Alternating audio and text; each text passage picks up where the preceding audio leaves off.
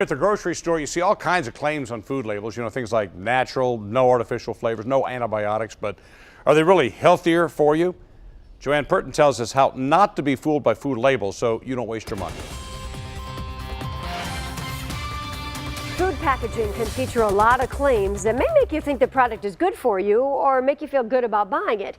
But Consumer Reports warns just because something sounds healthy doesn't mean it is.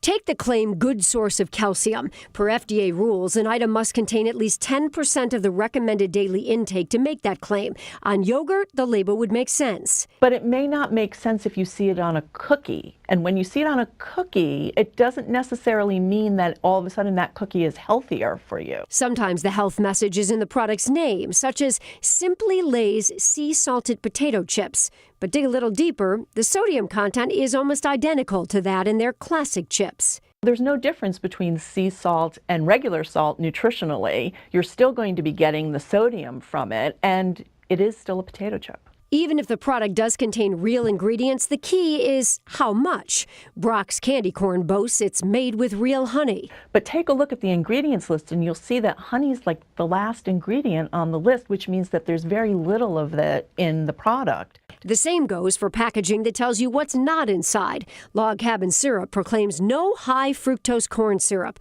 but the three main ingredients are still corn syrup, water, and sugar. Tricia Calvo of Consumer Reports says the only real way to know if a food fits your diet is to flip the box over to see the content that matters. Calories, fiber, sodium, with only one additive needed: common sense.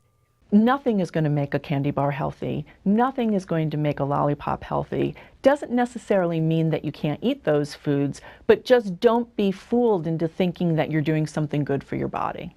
Consumer Reports says it's not that the claims on the front of the box aren't true. They just don't always tell the whole story.